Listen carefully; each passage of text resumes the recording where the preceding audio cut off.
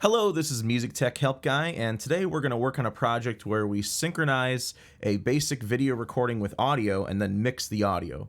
If you want to work along with me in this project, I have a link to download the files in the video description below, or you can visit carneymediagroup.com and search for the video to find the links.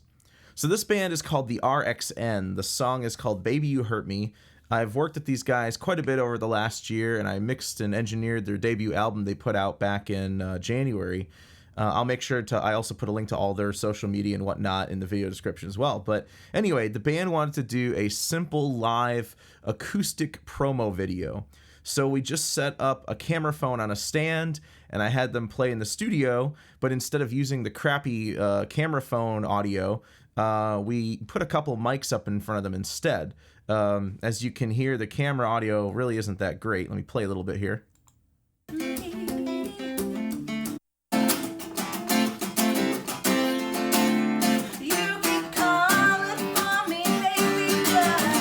So what we're gonna do is we're gonna replace our camera phone audio with the mic'd audio, the professionally recorded audio. So we used a Shure SM7B on her vocals. Normally I'd use a condenser mic for studio vocals, but we opted for the 7B because it picks up less of the bleed from the acoustic guitar. And then we just used a single AKG C414 on the guitar. So again, this is just a simple 2-track mix. And again, we're gonna first sync up the audio and video and then do a simple basic mix on the performance. Also for this video, I'm only gonna use Logic plugins. I'm not gonna use any third-party plugins whatsoever. All right, so in the project, if you download it, you will get a folder that has these 3 files. There's an MP4 video, it's just a raw video from her phone. The acoustic guitar recording on the C414, and then the vocal recording done on the SM7B. All right, so now that we've created a new Logic session, I'm just going to create 2 new mono audio tracks. I'm going to hit create. And then what I'm going to do is just zoom in on these a bit. I'm going to open up my mixer by pressing X, and I'm going to make sure that both of these tracks don't have an input because I don't want to accidentally capture my voiceover mic. And I'm going to rename them acoustic guitar and vocals. And we're going to import the audio onto these tracks. We can just drag the Logic window out of the way, drag the acoustic guitar recording in, and it's going to ask us, do you want to change our project sample rate to 48 kilohertz? We want our project to change because we want our project to match the sample rate of the recording. So I'm going to say change project. Let's drag the vocals in as well.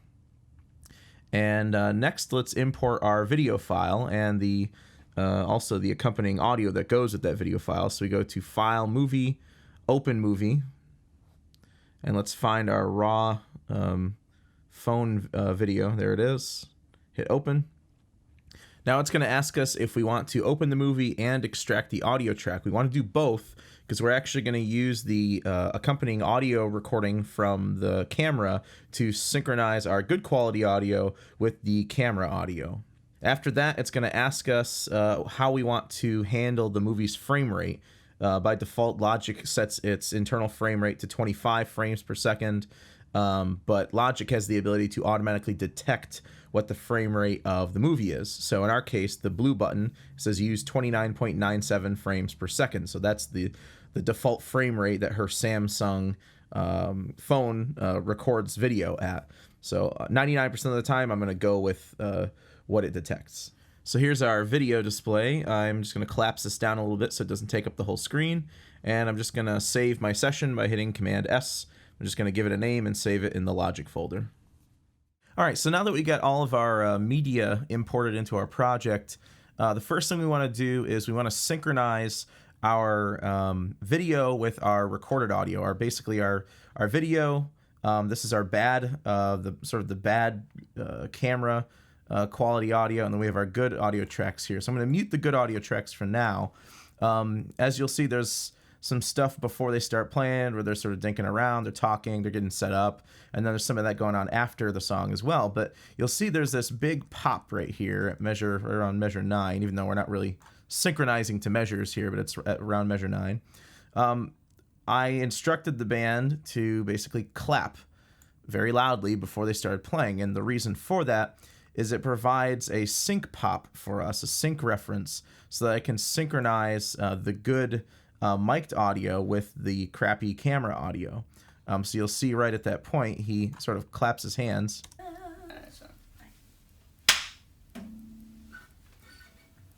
You ready? Yes. And it doesn't really matter where he claps, as long as he claps anywhere before before they start playing, as long as I'm rolling audio and as long as they're rolling video, and we capture that sync pop in both recordings. So what I'm going to do is I'm going to grab both of my good quality recordings down here, and I'm just going to close that out for a second. And we're going to synchronize the pop in the good audio, which is right here, with the pop in the camera audio. And I'm using the acoustic guitar track as a reference just because it's louder, and that mic was also closer, so you know the clap in the vocal mic may be slightly behind because it's a little further away. So I'm just going to do my best to sync this up as best I can. I'm also going to turn off my snap mode so I can move things around freely. And you'll notice the waveform does look a little bit different, and that's totally fine. We're just going to try to sync it up the best we can. If it's off by, you know, a millisecond or two, it's not going to be a big deal. So now what I can do is unmute my good audio and mute the bad audio. And we should now be able to just give this a listen and make sure everything looks okay. By the way, when you close your movie in Logic, it collapses it down to this little movie preview over here. I mean, it plays along with it, but it's just a collapsed version of the movie. If you want to see the full movie again, you just double click on it and it pulls it back up. So let's see what this sounds like.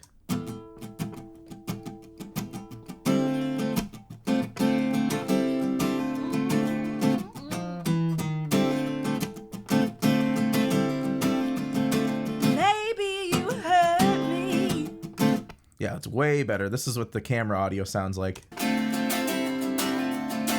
hurt me so bad. Baby, you hurt me. Yeah, way better. We need to mix it, but it sounds a lot better, a lot more isolated than that camera audio. So what I'm gonna do now is just basically mute the camera audio and just sort of collapse it up here a bit. And I'm just going to sort of trim up the front end and back end of our recording here. Let's do some basic editing. There we go. I'm just going to do a fade by holding Shift and Control over both of these. And at the very end, we'll do the same thing when they get the very last note. There we go. I'm just going to give it like a second or so. Not going to cut it out too quickly.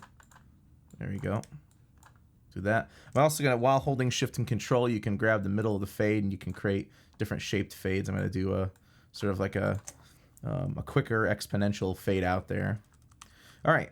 Now, you may consider, you may think to yourself, should I go through and cut out all of the bleed on the vocal track to make sure that the guitar isn't in the vocal track? And the answer is no. We want to keep some of that bleed in there because if we completely cut it out or try to completely gate it or something like that, you're going to noticeably hear the guitar when she is singing. So instead of just cutting all this out, we are going to pull it down with automation, but that's going to be something we do toward the end. Okay, so let's start with the guitar here. Let's get the guitar sounding nice and bright and evened out. Start somewhere in here where he's really playing.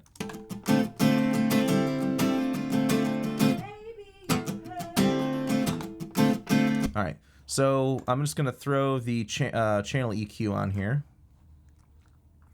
Let's just brighten this up a little bit. I'm going to take maybe somewhere up in the above 10K area and just brighten this up a bit. There we go. I'm also going to play with the Q here for just a little bit different bandwidth there.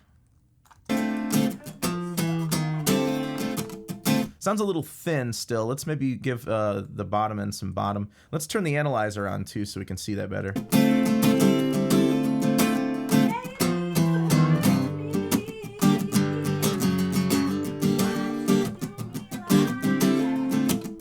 gonna try cutting 500 just a little bit, just notching 500 just a little bit, just a touch. And then I'm also gonna filter out all the low end. It doesn't need to be there.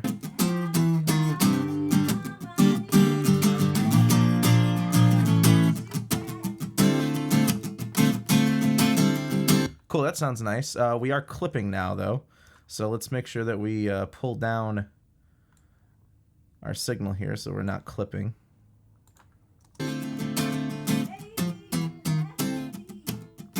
Remember, you don't want your plugins clipping the signal. All right. So then next I'm just going to throw, under Dynamics, I'm going to throw the compressor on there. And I like to use the Studio FET for either the Studio FET, the Vintage FET, Studio VCA, some of the faster acting ones. Most of the VCAs and the Opto you don't really want to use on guitar. The VCAs are typically a little slower, so I stick with the FETs for guitar. Let's play around with this.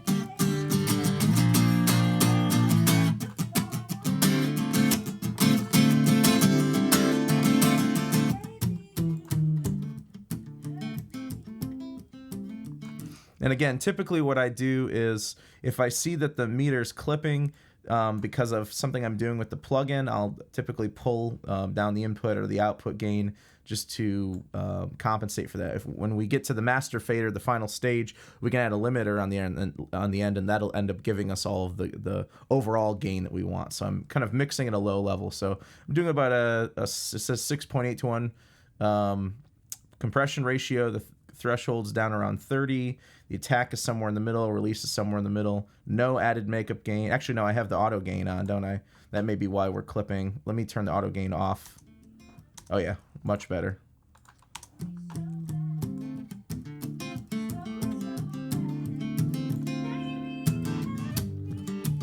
Oops.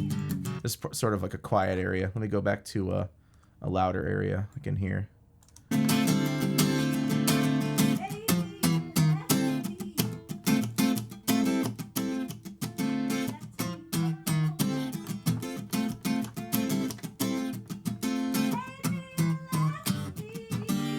I'm gonna go ahead and turn the limiter on.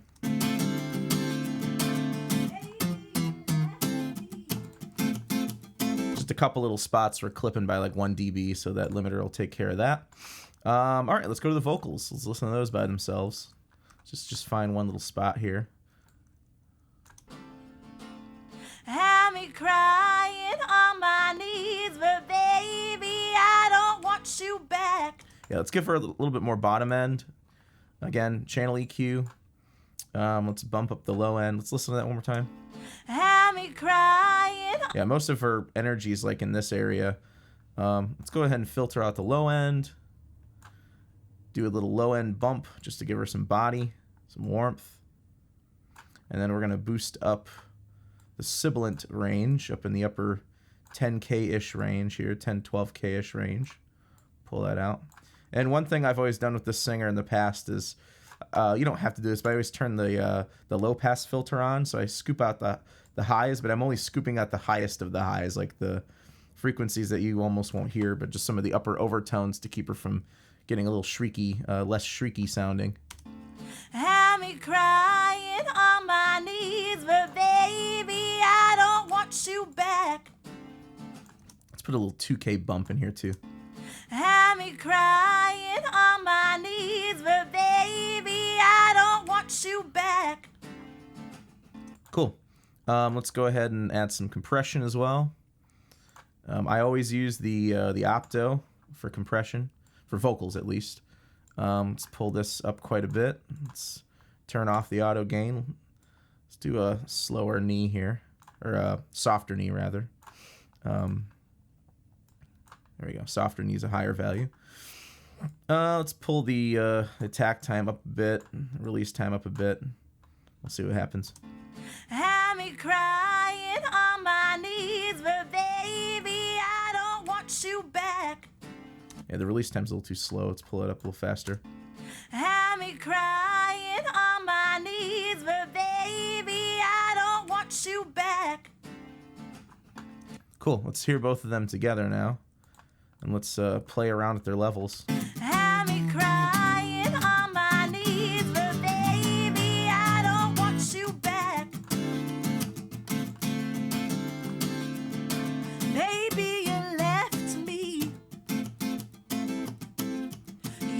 left me alone. Baby, you left me. Yeah, she just doesn't. I want her a little bit harder compression. It's a little bit thicker sounding. Let's try that. Tell me, why did you go? You keep calling for me, baby, but I won't pick up the phone. All right, so now that we've got the levels and we've got the EQ and compression taken care of, let's add some reverb to this just to thicken it up a bit and add a little bit of sort of like a room tone or like a plate reverb to this, just to thicken up the mix a little bit and make it a little bit more ambient. What I'm going to do is drag over both the acoustic guitar and the vocal track, go up to one of my available sends, and send out to bus 1. One of the wonderful things about Logic is it will automatically create an auxiliary channel strip based on that bus that you create when you create a bus, so that's really cool. This aux track we're going to call Verb for reverb, and we're going to put Space Designer on there. We're going to put that on there in stereo. We're going to make sure that the input on the track is stereo too, by the way. And then we're going to use a medium plate reverb. I'm going to use the one called Soft Plate. I'm going to make sure that the dry signal is all the way down, because since we're using reverb on an aux track instead of directly on a track, we want to make sure the dry signal is all the way down. We just want to hear reverb on this track. And we will pull up the send amounts on both of these just a bit. Let's see what that sounds like.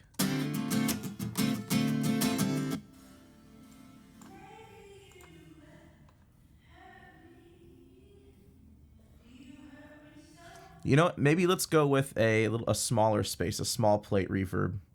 Let's try the I don't know. Let's try the short clear vocals. Let's try that one. Baby, you hurt me. Why'd you do me like that? Had me crawling on my knees, but baby, I don't want you back.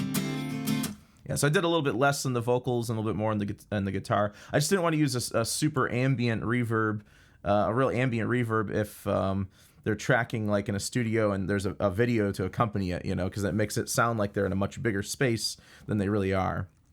All right, so let's go through and let's do some automation on our vocals. I told you guys earlier that what we're gonna do is every single time the guitar is in, we're gonna sort of automate him down. We're not gonna completely get rid of him, but we're gonna automate him down to sort of hide some of the bleed in between the vocal takes, or the vocal phrases rather. So I'm gonna click on the vocal track, hit A to pull up automation. By default, it should pull up our volume track automation. And basically all I'm gonna do is at each one of these points, right before she starts singing, I'm gonna create 2 points. I'm going to pull the signal down to about negative 8-ish. And I'm not going to sit here and be like super OCD about it. I'm just going to sort of roughly get it down there, because it'll take me way too much time to sit and try to do that and get the exact negative 8.0 on there. I just want to duck it down. So this is going to take me quite a bit of time to do this, so I'm going to do this off screen, and I'll be right back. All right, so I'm back, and basically what I did was I went through her whole vocal track, and again, every single time she wasn't singing, I pulled down the volume automation about -9, not to completely get rid of the bleed of the acoustic guitar, but just to reduce it. So let's listen to a few phrases and see what this sounds like. Baby, you hurt me. You hurt me so bad. Baby, you hurt me. Why'd you do me like that? Had me crying on my knees, but baby, I don't want you back.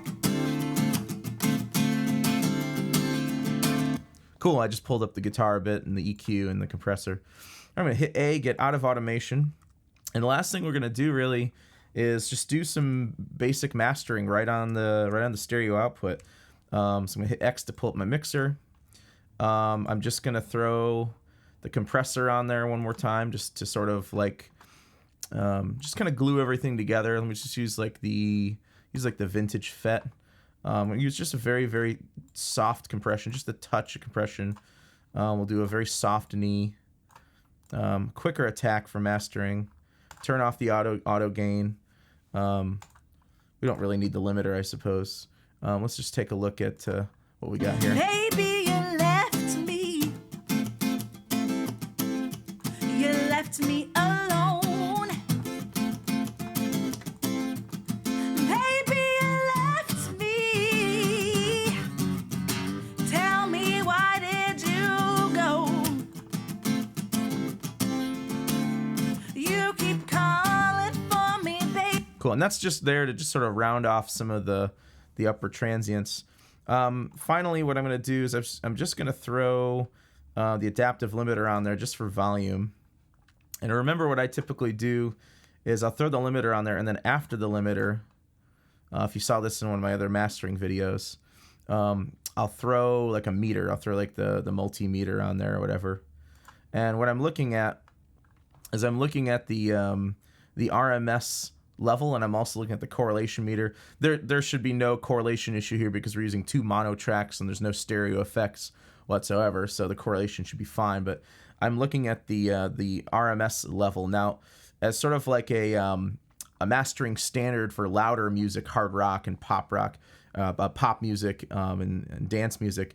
A lot of times you sort of master to -10 RMS. Something like this, that's like an acoustic live performance, doesn't need to nearly be that loud, but I do want to give us a little bit of volume on the output. Baby, but I won't pick up the phone. Baby, you hurt me. You hurt me so bad. So bad. Baby, you hurt me. Why'd you do me like that? Had me crawling on my knees, but baby, I don't want you back. Baby, it's cold now. Yeah, so we're just I'm setting the output ceiling to -0.3 just to give us a little tiny little bit of headroom, just to make sure nothing clips. Setting the gain to +4 just to give us some volume. And then in the multimeter, we are somewhere around -12, -13 RMS. It's a little bit softer than most louder, pop or rock recordings. And the correlation meter is almost fully +1. The only thing causing any sort of stereo effects whatsoever is the reverb that we have. So now to sort of bounce this out, you just drag over all of the audio. You click on this button right here that shows the toolbar, and you click on Set Locators. And what that does is it wraps the locators around the audio. So when we export the video, the audio to the video, it's only going to cut this chunk out of the video, not all this extra stuff at the end and extra stuff at the beginning. So now we can go File, Movie, Export Audio to Movie. So I'm going to call this, I'm going to put it on my desktop. I'm just going to call it Baby You Hurt Me Mixed. That's what I'll do. You can choose your format. I'm going to keep it 16-bit 48. This is asking us if we want to add the original audio file from the original video into our mix. We do not want to do that, so we uncheck that. And it's going to bounce the audio to our video file now. In just a moment, we should see it pop up on the desktop, and we can watch it. All right, so we're all done with the mix. The final video MOV file is right out here on the desktop. I'm just going to hit spacebar so we can watch a little bit of it.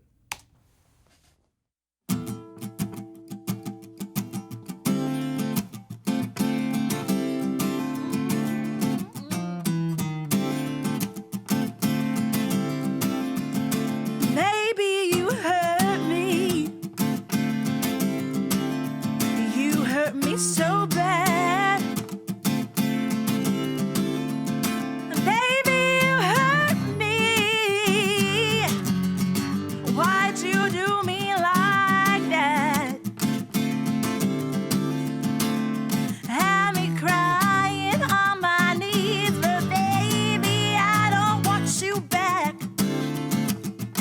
Cool. One thing I'd probably do if I went back and revised the mix is pull down the vocals a bit. They seem a bit high, and also she did this humming thing at the beginning. I'd probably pull that up a bit with automation just to bring that out. So yeah, we've pretty much got a completed MOV movie file here. One thing that you might want to add to this later is add video fades to fade in and out of the movie, as well as add a title or song information to it. These are things that Logic can't do because it's not a video editing app. I personally use Adobe After Effects for most of that stuff, but you can use iMovie, Adobe Premiere Pro, or Final Cut for that. So like I said earlier, this project is available for download if you'd like to follow along and work with me and experiment with mixing live music and working with video. I'll also link to the band's social media and to the final version of this video that is posted to their channel on YouTube if you want to check them out and give them a like as well. So as always, thanks for the support and thanks for watching.